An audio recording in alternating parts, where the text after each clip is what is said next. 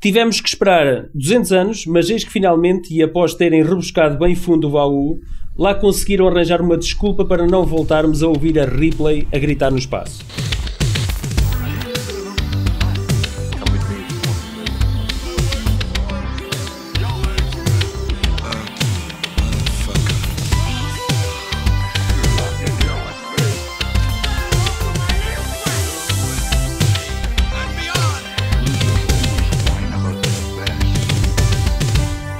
Depois de Alien 3, com Ellen Ripley decidida a despedir-se do monstro, atirando-se para uma fornalha ardente no planeta Fiorina 161, a saga Alien parecia encerrada numa trilogia.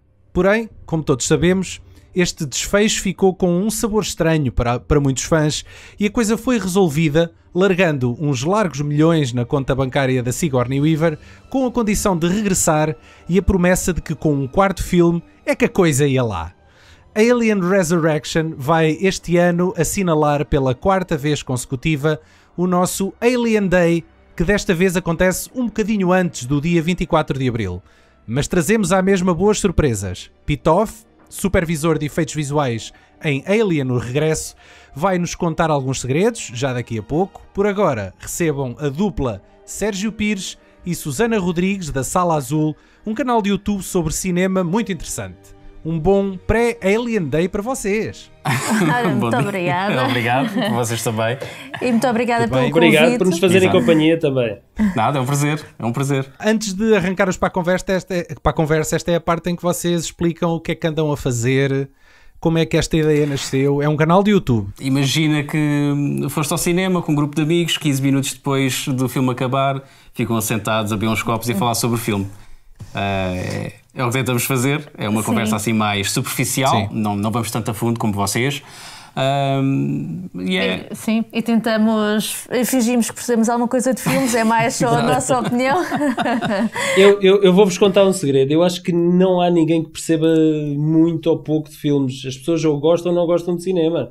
E ou gostam ou não gostam daquela história e gostam de partilhar aquela experiência, não é? E eu acho que é daquelas coisas que eu mais gosto, apesar de agora fazer cada vez menos, mas então valorizo ainda mais isso, é quando vou ao cinema e há um filme que eu gosto na sua essência e consigo abstrair-me da parte técnica e embrenhar-me na história, que é cada vez mais difícil também, e depois no fim conversar sobre aquela experiência que acabámos de ter, não é?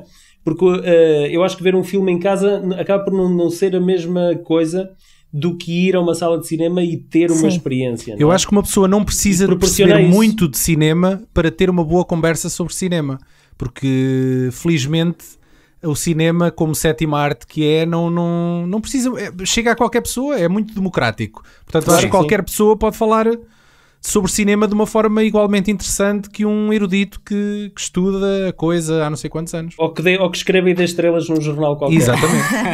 Não, é verdade. A nossa intenção não é realmente também estar a dar pontuações nem estrelas aos filmes, mas é realmente dar quais são as nossas impressões e é ter uma conversa descontraída. Não queremos estar a usar nem termos muito técnicos, apesar de, se calhar, de vez em quando sair algum estrangeirismo, mas é simplesmente a nossa opinião e é quase como... É o que nós também já fazemos quando vamos ao cinema.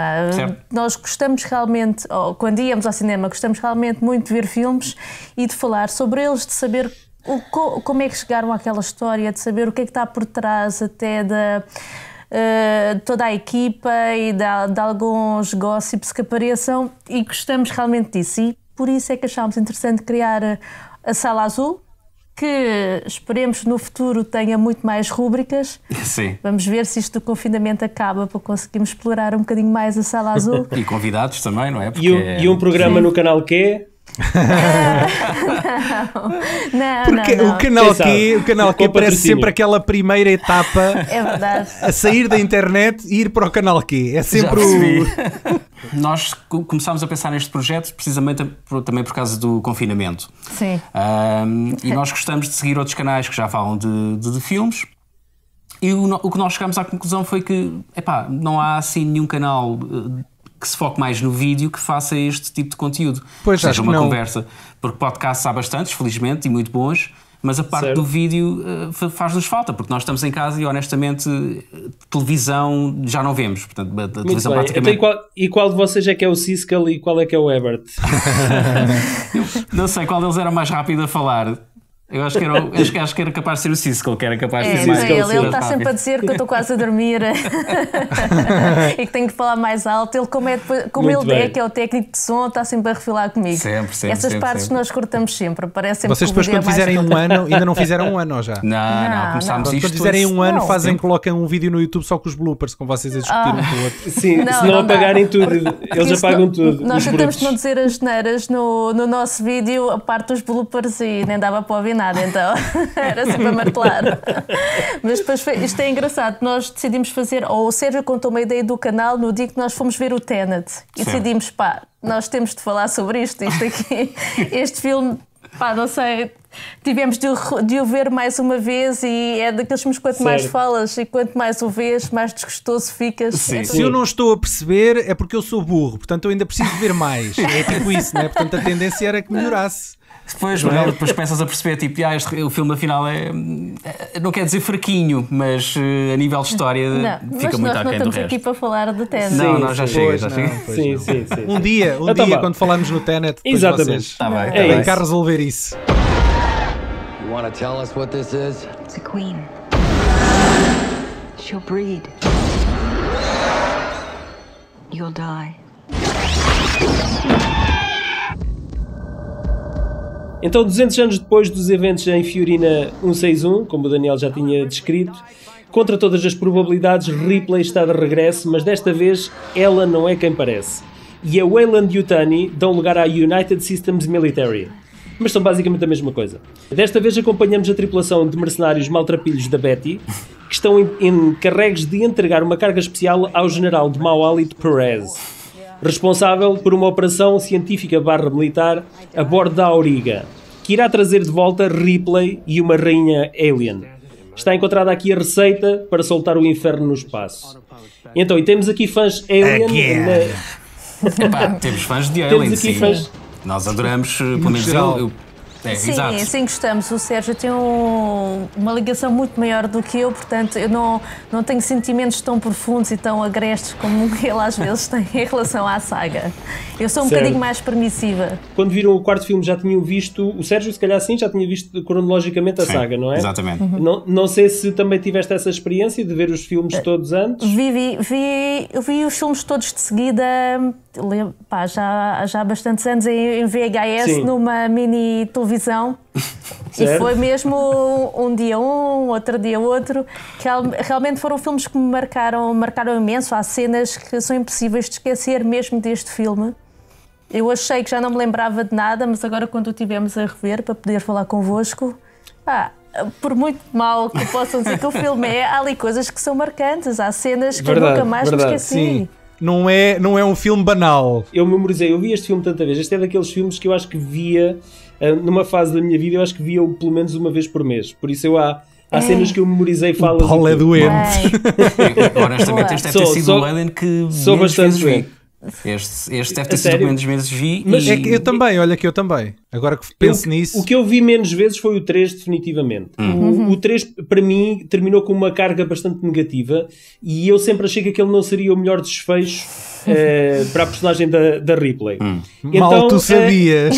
Mal eu sabia, verdade. Eu secretamente ansiava que houvesse um reboot, uma sequela, algo que me levasse resolvesse. novamente para aquele universo Certo. e que realmente desse um outro desfecho àquela história, porque aquilo não podia ser o Império Contra-Ataca da saga Alien, não é? Que acaba ali um bocadinho em aberto, não é aberto, acaba fechado, mas Sim. é um fechado que tu pensas, daqui não há retorno possível, Certo. ok? Para regressar a este universo terá que ser com outras personagens ou outra história, outra linha de continuidade, o que seja. E eu na altura comprava muitas revistas de cinema para estar a par do que é que estava a ser produzido e eu Mais a comprava uma Gina, revista... mas ok, sim. Isso foi um bocadinho antes. A Gina foi um bocadinho antes. Eu comprava uma revista que vinha em espanhol, que era Imagens da Atualidade. E então eu lia aquilo tudo em espanhol. E então, quando eu descobri que era o Jean-Pierre Jeunet que tinha sido escolhido para Pois, realizar o tu filme... na altura já eras fã do gajo. Já, completamente pré-Amélie, fã. claro. O Amélie que, deixem-me passar aqui a curiosidade, está a fazer 20 anos agora, precisamente em abril deste ano. Certo, É verdade. certo. Então eu senti que ele era a escolha perfeita para de alguma forma dar um novo fôlego aqui a esta saga. Até porque os filmes dele, ele acho que concentra-se bastante no casting. E se vocês notarem os filmes dele, as personagens, os atores que ele escolhe para interpretarem os personagens, são atores com características físicas muito vincadas. Sim. E que não são características físicas que nós vemos habitualmente. E tudo isso ajuda a criar um background. Se o Dominique Pinot e o Ron Perlman estivessem agora aqui, pensava se este gajo está-nos a chamar feios ou quê? Nós que somos tão lindos. Eu senti que essa conjugação iria valorizar de facto o filme. Então, eu tive... foi quase orgásmico quando soube que iria um dos meus realizadores favoritos realizar uma das minhas sagas favoritas, um dos filmes. Não poderia correr mal, não é? E eu de facto, eu não sei se vocês... Eu fui vê-lo ao cinema, o filme. Também. E eu adorei o filme pela parte estética. Não é aquela questão de por eu gostar do realizador, eu quero à força toda gostar do filme. Não se tratou disso. Entranhou-se-me na pele o filme, mas eu senti aquilo e eu compreendo que há muitos fãs que acham que este material, a escrita do Joss Whedon, se afastou demasiado do tom dos primeiros filmes. E eu concordo de facto com isso. Mas ainda assim, eu acho que existem aqui mais pontos a favor do filme. É obviamente um filme pipoca, não é? Que a Fox quis ali a mugir uma vaca, espremer, sim, basicamente eles para espetarem 11 milhões de orçamento só para o cachê da Sigourney Weaver, obviamente que eles sabiam que era um franchise que valia a pena apostar, que eles ainda iriam lucrar bastante com isso. Mas ainda assim eu consigo ver aqui muitos aspectos positivos que suplantam todas essas questões negativas que eu também concordo que existam, mas pronto, lá está, pesando na balança, eu acho que os pluses se sobrepõem aos aspectos negativos. Eu demorei muito tempo a ver o Alien 4. Eu sabia da existência do filme, mas só tinha visto o primeiro, o segundo e o terceiro, e eu só vi o Alien 4 quando finalmente deu na RTP, já para aí 2 ou 3 anos depois dele ter saído. Não, foi a primeira vez. Ou mais, se calhar foi mais. No entanto, fui feliz possuidora. Alguém da minha família no Natal deve ter encontrado a banda sonora à venda numa Valentim Carvalho qualquer. Do John Frizzle. Alien. O Daniel gosta de Aliens. Vamos oferecer isto. Antes isso com mais um par de meias. O meu primeiro contacto com o filme foi, na verdade, a banda sonora que eu tive e ainda tenho, ainda deve estar lá por casa arrumada. E tenho-te a dizer... Para mim, das bandas sonoras dos filmes Aliens, é mais... É boa, eu também gosto, sim. Por acaso também é uma boa banda sonora. Eu acho que é mais melódica e é que tem mais personalidade. John Frizzle, o gajo John Frizzle, ele não tinha ainda muita experiência a fazer bandas sonoras para filmes, realmente acho que saiu bastante bem nesta banda sonora. Eu tive a sorte, ou o azar de ver o filme no cinema. Tinha visto o 3 no cinema e vê-se muito melhor no cinema do que em casa. E vi o 4 também no Resurrection no cinema. E a noção que eu tenho, a memória que me vem à cabeça é de sair do cinema com um sentimento de desilusão. Coisa que não me aconteceu quando tinha 16 anos, para aí. Coisa que não me tinha acontecido com... Tu és de 81, então? 81. Não me tinha acontecido com o Alien 3. Também na altura tinha ido ver com o meu irmão. E este não me soube um filme Alien. Para já, também eras completamente bombardeado na altura com anúncios na MTV e havia mais cenas durante o dia, ou melhor eliminadas, e aquilo logo à partida não me parecia um filme de Alien. Ainda assim, era Alien, tinha a Sigourney Weaver, tinha que ir ao cinema ver. Mas olhando para trás, e agora que revimos o filme para vir aqui ao vosso podcast, e agora então noto os toques pessoais do Jean-Pierre Jeunet, é algo que eu mas não é algo que me atrai. Mas tu também tens de ir um bocadinho atrás, porque o Sérgio tem um certo preconceito com o cinema francês. Não é com o cinema, é com a língua francesa. Mas eu compreendo isso. Não é com o cinema. O cinema francês causava-me algum constrangimento, precisamente por causa da língua. até que eu comecei a ver bom cinema francês e a língua passou a ser algo... Deixas de secundário, ligar. né? Deixas de ligar. Sim, Secundário, sim. completamente, Nós também, percebes? há Sim. pouco tempo tivemos a ver, por exemplo, o Corre Lola Corre, também é um filme completamente alemão, e tu esqueces Sim, da sim. parte da língua, Mas tens não? mais facilidade em ver Sim, sim. este. Nós tivemos agora a rever também o Delicatessen Delicatessen e a Cidade das Crianças sim. Perdidas.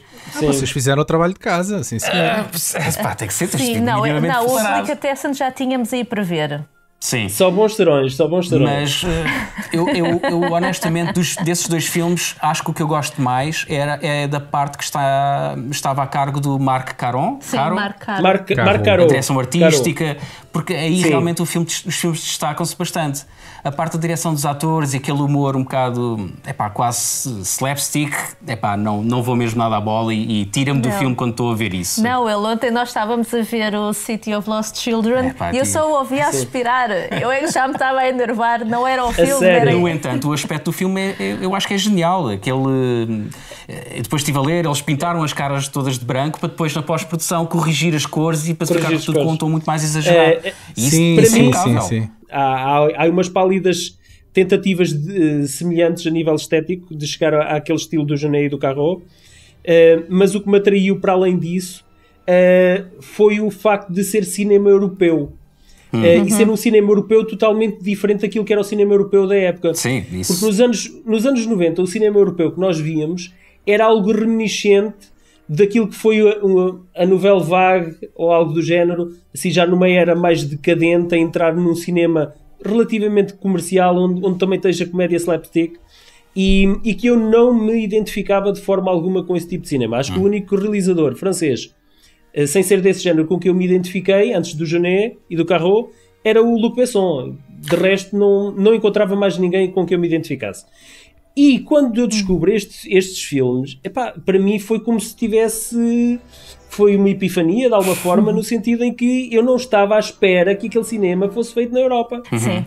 Não, eu gostei do Delicatessen. Nesse eu, por acaso, gostei bastante. Só achei que aquilo lá para o meio começa ali a abrandar um bocadinho, mas depois lá retoma o ritmo e é um filme bastante interessante. Este da Cidade das Crianças Perdidas já tive um bocadinho mais de dificuldade em ver. Talvez no segundo visionamento consiga perceber aquilo melhor. Eu continuava com curiosidade mórbida, porque eu queria continuar a ver o Ron Perlman a falar francês, que Sim, é tá. genial. Mas ele era só one-liners, basicamente. Completamente. Só. Ele devia de acabar de ler aquela frase para dizer logo a seguir, não? Exatamente. Não, mas achei realmente interessante eles terem escolhido este realizador para fazer um Alien que é um filme completamente diferente. Sim. E ele veio realmente dar aqui uma linguagem diferente à saga, apesar de ser notoriamente um filme completamente encomendado pelos estúdios. Ele não teve ali liberdade criativa nenhuma. Eu agora, quando revi o filme... O making of? Não, estive a ver o filme com os comentários áudio. Os comentários Estão áudio, no sim. DVD e no Blu-ray também, acho que é a mesma trilha de comentários áudio, que não só tem o Jeunet, Sim. como tem uma catrafada de gente. Aquilo é Mas daqueles... viste a versão teatral ou viste aquela que já é a edição Eu especial? vi a o minha Director's versão Cut. preferida, mas nós daqui a bocadinho já podemos falar sobre essa questão. Mas vi a versão teatral. E o Jeunet parece-me uma pessoa que não teve propriamente grandes conflitos com o estúdio. Ele pareceu uma pessoa satisfeita. Não sei se viste o making of. Eu vi o making of. Sim, a quadriologia do Alien Sim, em DVD e em Blu-ray exatamente. tem extras para a semana toda. Pronto, mas eu já Completamente. papei aquilo tudo. Pronto. Eu confesso que eu fiquei um pouco desiludido depois de ver o making of e de ouvir o Jeunet no seu inglês muito macarrónico a dizer que basicamente ele foi um yes boy. Ele que vinha ali de um background de cinema independente e que eu achei que queria impor um cunho mais pessoal, Certo. não é? Que acho que era isso que a mais-valia dele seria essa. E era o pressuposto, porque todos os aliens arriscaram. arriscaram. O 3 teve demasiado. Mas foram buscar um gajo dos videoclipes que já tinha uma certa personalidade no trabalho em que fazia. Portanto, eles foram buscar o gajo eles... dos videoclipes que não tinha ainda grande carreira, que era para controlá-lo. Eles não sabiam que aquele gajo ia ser o Cameron David também. Fincher. Exato. Percebes? O Cameron também ainda não tinha carreira. carreira, ou tinha muito pouca, Sim, tinha só não, feito atenção. o Terminator. Mas o Terminator também não era um filme qualquer. Mas ainda assim, eu acho que a escolha do Jeunet foi coerente. Eu também acho que sim, mas a deve escolha, certeza sim. ter tido. Também deve ter sido feita essa escolha, porque já tinham recusado outros 3 realizadores, se não me engano. O Jeunet assume que ele quis agradar ao máximo à produção e quis fazer tudo aquilo. Ele assume isto na entrevista, que ele não quis criar nenhum conflito e quis fazer tudo. Assumiu que era uma encomenda, pronto. Assumiu que o filme foi uma Outra encomenda. coisa que eu noto no making of é que há muita gente a falar que demonstra que está descontente com o resultado final. Que não é uma coisa muito comum, mesmo quando os filmes não são propriamente o esperado. Parece que há um certo entusiasmo em falar no trabalho que existiu na criação daquilo. E nestes documentários tu vês montes de gente a dizer: epá, isto não ficou como nós queríamos, pá. Eu por acaso não sei se nesse aparece, mas o Joss Whedon é completamente vocal a dizer que há por aí um filme de Alien que é merdoso e que tem lá o meu nome incluído. Portanto, começas lá pelo argumentista. O Joss Whedon hoje também não é o Joss Whedon que era na altura, não. Ele hoje em dia tem uma grande atenção mediática por causa da Marvel. Sim. Mas ele pronto, já vinha de escrever a Buffy, se não me engano. E também se calhar foi por isso que... Porque originalmente o que eu consegui perceber é que a Fox andava à procura de uma forma de fazer um quarto filme.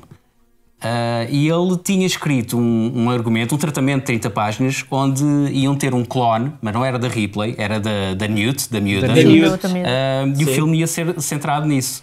Só que depois a Fox aparentemente percebeu, tipo, sem Sigourney Weaver ninguém vai ver um filme de Alien. E tiveste um clone, da Sigourney Weaver. Então vais buscar a ideia do Jurassic Park, arranjas um bocadinho da ADR. Os clones estavam na moda naquela altura, não é? É a forma mais fácil de explicar. Mas clones, vou buscar as memórias dos outros. Eles todos dizem que o que atraiu a Sigourney Weaver foi precisamente o facto dela não vir interpretar a Ripley, vir interpretar outra coisa.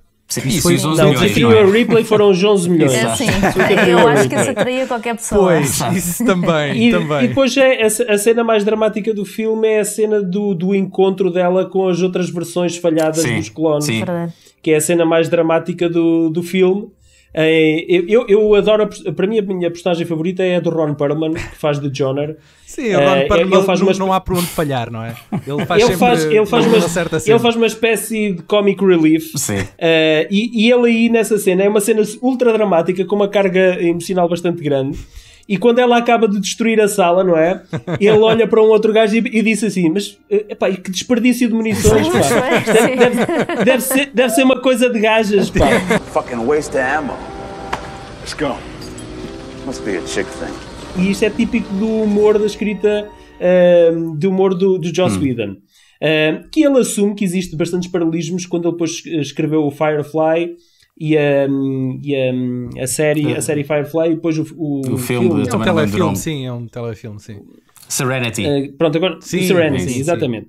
E de facto existem aqui alguns paralelismos tanto na escrita como até no facto de ser um grupo de mercenários, mas com um tom um bocadinho mais jovial. É parecido, mas ele entretanto assume essa conexão. Mas o Joner, logo imediatamente a seguir, tipo, aborda a Ripley e diz algo do género: olha, Ripley, epá, ouvi dizer que já te tinhas encontrado com estes aliens antes. Pá, o que é que fizeste? E ela diz: morri.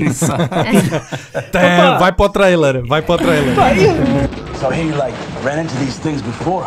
Yeah, What did you do? I died. Por exemplo, o Michael Wincott, que é, se calhar o papel mais conhecido dele era o vilão do Corvo. Do Corvo, sim. E matarem-no tão cedo. Tão cedo. É um dos meus stresses mais interessantes, sim. É um dos meus stresses também que o filme é precisamente essa personagem, porque ele é uma personagem tão forte, não é? Ele próprio como ator. Tu desperdiças logo ali e tu desperdiças logo ali mas reparem, o filme tem um elenco muito forte. Não tem nomes de cabeças de cartaz, mas todos eles são atores que já tiveram filmes incríveis e personagens incríveis. E são pérolas, eu acho que tem o Brad Dourif, pá, eu adoro Brad Dourif. Faz ali os dentes, a cena dos dentes, pá. A cena em que ele está a dar beijos ao Alien através do vidro. Eu adoro essa cena. Mas é típica do Brad Pitt.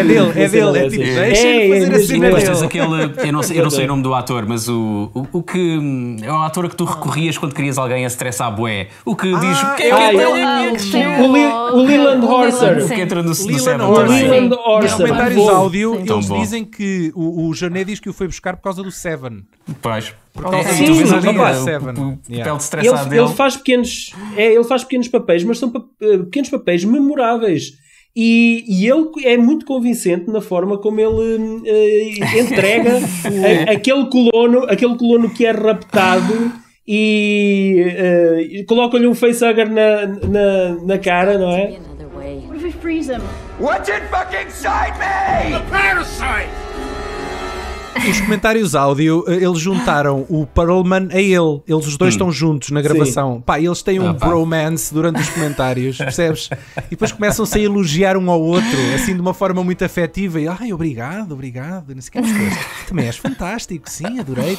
A Winona Ryder interpreta a Cole, que é o androide de serviço. É a não única que eu acho que foi um erro de casting. Epá, eu não acho.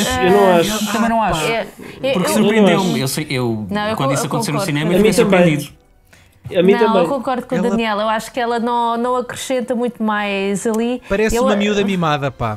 Não, é. Eu sei que ela tenta não ser, mas não descola, pá. Aquilo nela não bate certo ali com aquele universo. Mas acho que isso acaba por contribuir para a relação dela com o Ripley, né? Porque a Ripley vê nela como se fosse uma Newt, Mas tu Sim, mais certeza. mas ela Eu conseguiu vejo ali outro tipo de infiltrar-se. relação entre as duas. O filme tem muita nuance lésbica. Sim. Pronto. Eu acho Também, também que ok. há aqui o twist, para além dela ser um androide, porque há um androide em todos os filmes, Claro. não é? Há um outro twist que é o facto de ser um androide feminino, que até então Sim, não ainda havia tinha um sido androide. feito, sim. Ainda não, exatamente. E eu acho que se alguém suspeitaria de alguém como sendo um androide, ela eventualmente seria a última pessoa que. Descartada, não é?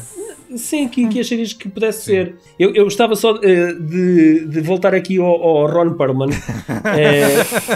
Tu voltas sempre a ele, eu percebo, mas eu percebo. Mas há uma pequena cena em que ele retoma a personagem dele na Guerra do Fogo, que é quando ele deixa cair a faca na perna do Vreese.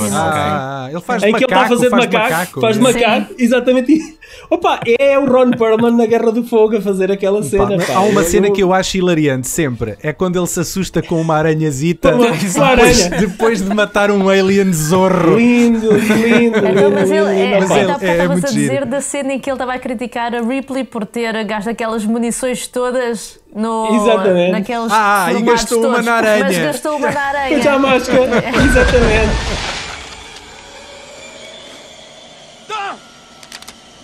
Eu tenho uma cena favorita, que é uma cena que é com o Perlman e é reminiscente de algo que é característico nos filmes do Jeunet, e vocês que reviram agora a filmografia dele principal, se calhar também notaram isso, que é todos os filmes dele têm uma sequência com água. E neste filme não deixa de ser também isso, e há aqui a novidade que é dos aliens nadarem. Exatamente. Nós já tínhamos visto no Aliens, do Cameron, uma cena que para mim é uma cena que sempre me deu arrepios ainda hoje, é quando a Newt está perdida, se perde deles e vai com a boneca e vocês têm um enorme alien que sai de dentro da água atrás dela, nas costas dela, É uma besta. monstro. Mas nunca vimos os aliens a nadar, e é pela primeira vez que nós vimos os aliens a nadar. E há aqui um misto que é... eu acho que o CGI não é perfeito, está longe de ser perfeito. Acho que numas cenas funciona, noutras nem por isso. Sim. Mas eu adorei genuinamente o facto de introduzirem esta temática no universo Alien. Sim, Mas toda essa sequência está muito boa, sim. E é precisamente essa sequência deles a nadarem na água que era repetida até mais não na MTV. A cena que eu destacava na altura era o Ron Perlman a disparar um tiro debaixo d'água em câmara lenta, em que tu vês a bala A ir lentamente. a criar o espaço, a fazer o caminho até ao Alien, e depois o Alien explode, não é? E essa era a imagem era uma das imagens do trailer. Opa, e eu fiquei embebecido com aquela Aquilo cena. foi a primeira sequência que eles gravaram no filme, na realidade. É possível, sim. E eles dizem-nos, lá está no making of, que assim que eles filmaram a sequência, o Jeunet fez questão de editá-la, fazer um rough cut daquela sequência para lhes mostrar aos atores e à equipa numa de, pessoal, nós estamos no bom caminho. Isto é sério. E esta sequência ficou sério. Incrível. Claro que o filme depois, na totalidade, é outra história, mas isso pronto, é o que é. E o problema deste filme é que também tem um grande legado, não é? Tens o Alien e tens o Aliens, que é impossível chegares aos calcanhares. Depois sai um Alien 3 que também resulta mal, apesar de eu, agora que já vi mais vezes o filme, gosto. Mas é um filme mais sério. Hoje em dia também gosto mais. Gosto mais do 3 do que do Resurrection. Mas eu acho que o problema é esse, é que o Alien 3, apesar de não ter sido um filme tão bem recebido, é um filme muito sério. E de repente aparece este Alien Resurrection, que é ali um misto entre comédia e gore. E vamos a ser sinceros, o argumento é muito mais pipoca, como o Paulo já tinha dito. É muito mais blockbuster de cinema. E de repente isso fere muito mais os fãs da saga. Porque... E não é só isso. Tu tens um contraste abismal entre o tom do 3 para o tom do 4. É isso. É um tom muito diferente. Abismal, completamente. E depois tens ali personagens que são cartunescos e estereotipados. Por exemplo, o Dan Hedaya, que faz de General Perez. Sim. 200 e tal anos depois, o gajo ainda põe graxa nas botas e cospe para a bota e não sei o quê, começou a ser um militar de carreira. Isso é como, eu aceito isso é como ir à pesca. Tu não precisas de ir à pesca para comer peixe, Paulo. Custou-me muito essa parte. Ele é tipo vintage, claro. Ele é como a malta que ainda hoje ouve discos sem vinil, pá. É tipo isso. Cartunesco. Não, é cartunesco. Olha, antes de irmos falar com o Pitof, o nosso convidado especial deste podcast, atenção que vocês os dois também são muito especiais. Muito obrigado. Temos que falar no Newborn, pá. Eu quero falar no Newborn. Sim. Também quero falar no Newborn. Para quem já não se lembra, mas devia-se lembrar, porque isto não se esquece com facilidade, que é, no final, eles decidem fazer um cruzamento entre o ser humano e um alien e nasce ali um híbrido. O design, a ideia, o conceito é tão fora que eu não sei como é que eles foram avante com aquilo. O que é que vocês acham? Olha, eu acho que deu realmente uma imagem inesquecível. Foi das partes, para além dos outros abortos todos antes... Não, ou aqueles olhinhos ali fazerem... É impossível esquecer. E a parte final, eu nunca mais me esqueci da morte dele. Sim, a morte dele é uma coisa, a sério, é por demais. Dá tudo naquele final, mas temos que admitir. Eu consigo ter simpatia pelo monstro. Mas era o que eles queriam, Ele consegue isso. Eu acho que, eu muito sinceramente, o design do monstro foi muito discutido, até por causa da questão da genitália, que depois foi apagada digitalmente. Mas era esquisito mais. Aquilo era tipo andrógino, era uma coisa meio... Não é? Era andrógeno. Sim. Era híbrido, em todos os níveis. Era uma malformação, aquilo não estava ainda bem. Aquilo ainda não estava bem. Não estava definido. Mas é incrível como ele consegue, o mesmo boneco, consegue transmitir emoções contraditórias diferentes ao espectador. Sim. Porque ele tanto conseguia mudar a expressão e ser dócil, não é? Amistoso, não é? E como ele logo a seguir esmagava um crânio a alguém, não é? Exatamente. Mas ele é tipo aqueles animais que são assim bué grandes e descontrolados e que fazem as neiras e nem percebem. É tipo isso. Eu acho que qualquer pessoa com um filho de 4 anos como nós consegue perceber onde é que eles basear aquilo. Ainda estão a aprender a lidar com o corpo que têm, não é? Não é das melhores. Tão depressa, tão bem, como de repente se transforma e começam a partir tudo. Está lá tudo. E não esqueçamos, o Brad Dourif ainda lá está para dar um ar de sua graça, não é? Para ser estranho como tudo à mesma. Uma linda borboleta, com aquele discurso dele. Opa, incrível. A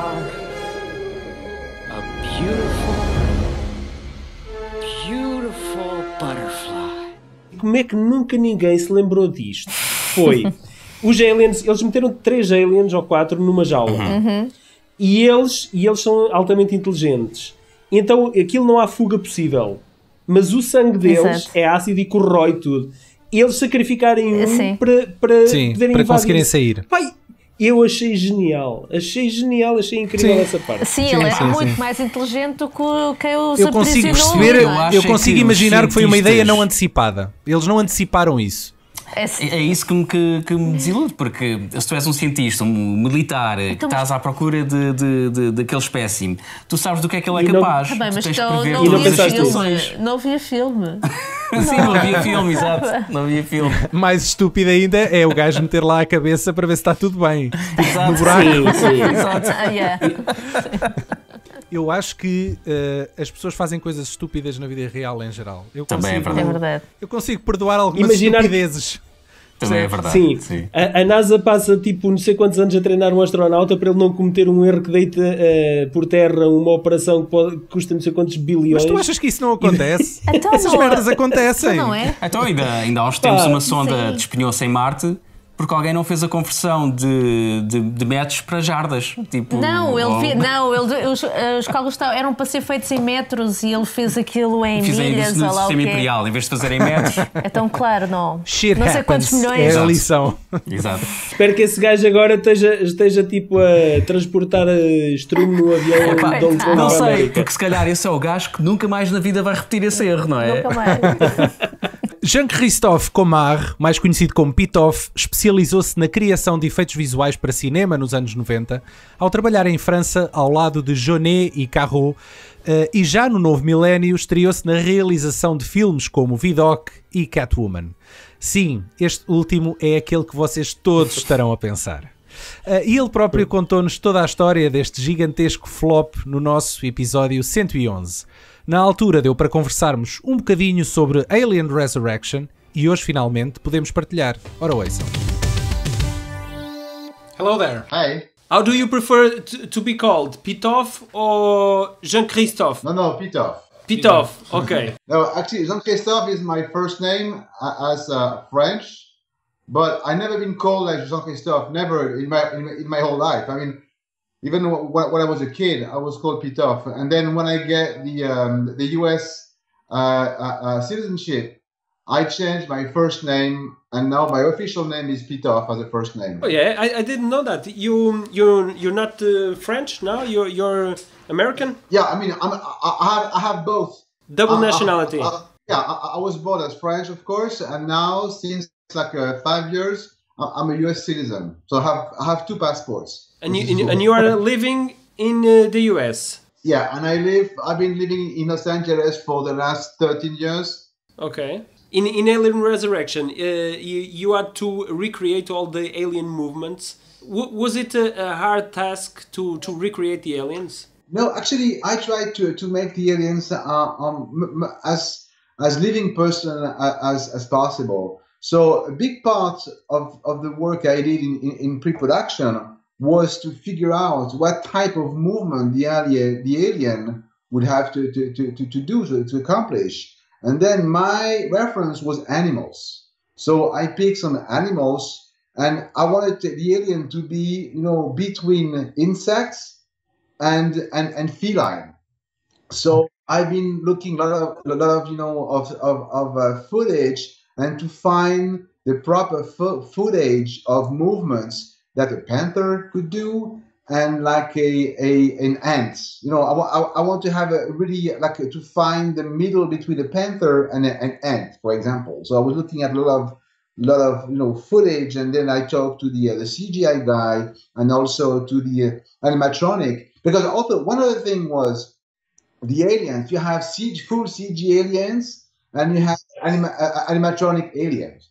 Oh, and in terms of motion and stuff, it had to move the same way. And even for Sigourney, of course, I gave to Sigourney all my research so she could have an idea of how the alien would move. So it could give her some inspiration for her move. And that's what she did. In the movie, I mean, she was at some point with her head, she moves her head, like she cocked her head a little bit. And that came from, I can't remember what animal, but it came from a footage I gave her a long time ago. When you created the aliens for this fourth installment, did you base some of the characteristics of the alien on the other films that were done before, or you tried to create something new?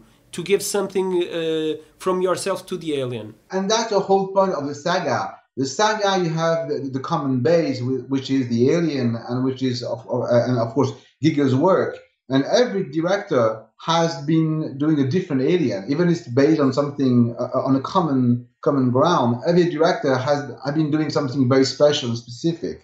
And I was working for Genet, and what I did is I was trying, of course, to respect the alien, but I was trying to bring something special and different to make this movie different from the others, which was the game of the whole series. I mean, it's not all the series, every episode or every movie is very different from the other one.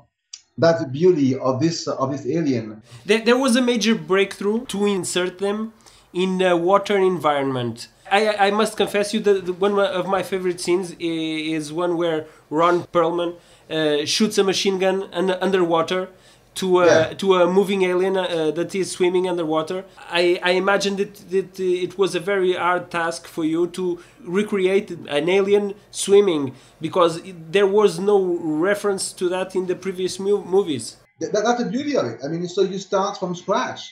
So you don't need reference. You build something new. So same thing. I mean, for the aliens, I was looking for sharks. I was looking for references to give to the animators, how to animate the alien, how to make it, the same, that you can understand that it's the same guy, the same alien who was underwater, that the same guy who was jumping in the spaceship. So no, I mean, that's the beauty of it. It's also the first movie where an alien is CG, right? So yeah, exactly. It's the first CG alien ever. Yeah. Jean-Pierre Genet is a very visual director and a very creative person. You also are a director and a very visual guy. How was it to work with him in such a close range? My school as a director was to work with these guys. I mean, I've been raised in the visual world since I'm a kid. When I was a kid, I used to have my black and white photo lab in the basement, and I was always turned into visual. And doing commercials in one hand and working with Jean-Pierre Genet on the other hand, just fed my soul as a creator. I mean, I'm different from Jean-Pierre Genet, but yeah, he's a big source of inspiration for me. And as Marc Caro as well. What was the hardest scene that you had to compose ever? I think one of the hardest was one very simple one. It was on The Messenger, Jeanne d'Arc by Luc Besson, right? Yeah, and there's one shot where Jeanne was falling off a tower, and she had an armor. And she had wires, of course. I mean, she had wires for safety wires, and so we had to erase frame by frame these wires. But the problem is, it was complicated because of the shapes and stuff, and it was flickering. So we had to rebuild the armor and to stick it frame by frame on her. And we didn't at that time. The tracking was not something really easy. We didn't have. I mean, on Joan of Arc, we did the first tracking ever because we had found a software we were able to track a camera move, but it was just working in some condition, and it was not as flexible as now. And we spent hours and hours trying to fix the armor with all little details, and even the last day we were before the negative was cut. We had another version of it. But unfortunately, we don't have the time to put in negative. But it was the worst. A nightmare. Estamos outra vez aqui com a Susana e com o Sérgio. Que versão do filme é que vocês viram? Pronto, eu quando fui ao cinema, obviamente vi a versão teatral, mas entretanto com os Blu-rays, a que vimos agora mesmo recentemente foi a tal Director's Cut, que tem as cenas acrescentadas. E que acaba com uma Paris devastada. Exatamente. A diferença mais assinalável. Eu quis ver a versão teatral, que curiosamente já não é a versão que é mais fácil de arranjar agora. Parece que se instituiu que as versões Director's Cut dos DVDs e dos Blu-rays são a versão que é para ser. Neste Por caso, isso é que eu não me desfaço das minas cópias mais antigas. neste caso, não, mas elas estão. O problema é que as pessoas instintivamente, e mesmo quando querem ir buscar à internet, A derradeira versão é de Director's Cut. No entanto, a versão Director's Cut deste filme não é a versão que faz jus ao filme, porque as cenas que acrescenta não estão finalizadas, estão lá só por uma questão de curiosidade. Sim. Estou-me a lembrar, por exemplo, da cena a cena de abertura do filme com aquela Era isso mosca. que eu estava a pensar. É horrível. Eu acho que é horrível e acho que para já define um tom para o filme que depois não é o que acontece. Não é? Que ele diz, ele admite, ele um achou que a cena desconcertante, era demasiado engraçada para. Mas o problema é que custou muito dinheiro a fazer, percebes? Está bem, mas. E depois o final, que afinal a Ripley e a Cole, não é? Cole, que ela se chama. Aterram na Terra e nós vemos um planeta Terra completamente devastado. Que é também, mais uma vez, uma cena que não está suficientemente polida para ser incluída mas que à no partida filme. era o que o argumentista, o Joss Whedon, queria que constasse do filme. Mais, que era o regresso ele queria à uma Terra. cena de porradão na Terra. Exatamente. Queria uma Mas batalha não na explica, Terra. porque é que nem faz sentido, porque é que eles tinham na nave o sistema, quando alguma coisa corresse mal, para irem para a base que seria na Terra, Regressaram na Terra. se ainda por sim. cima a Terra estava completamente destruída, não dá para... Eles se Não calhar é muito aterraram claro. foi no sítio errado, porque se fossem Sim, pronto, isso dá para 200 explicar km assim, para o lado, mas realmente. se calhar já... Era supostamente a promessa, ou aquilo que se esperaria de um quarto filme de Alien, é que nós conseguíssemos ver o Alien no planeta Terra.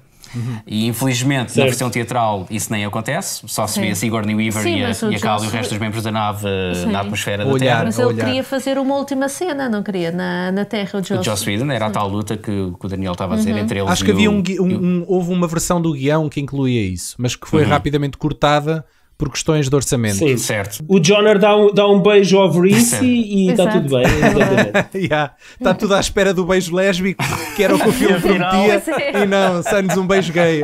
Enganei-vos. É verdade. Vocês sabiam que os créditos do filme terminam com um disclaimer que diz: Play the Alien Resurrection video game from Fox Interactive, mas que esse jogo não existia? Façam todos. Não, como é que é Em possível? entrevista ao site Eurogamer, um dos programadores conta a história do pesadelo que foi a criação deste produto que começou a ser criado lado a lado com o filme um ano antes. Dave Moss explica que todas as semanas chegavam aos escritórios montes de storyboards e horas de brutos do filme para que eles pudessem ter pontos de referência sobre o universo que estariam a recriar. O problema é que o guião era reescrito quase diariamente e gerir todo este material que era constantemente modificado pelos estúdios tornou-se uma carga de trabalhos para a equipa, tanto que ao fim de poucos meses começou a ficar reduzida, com os colaboradores a despedir-se a dar de froscos desta empreitada.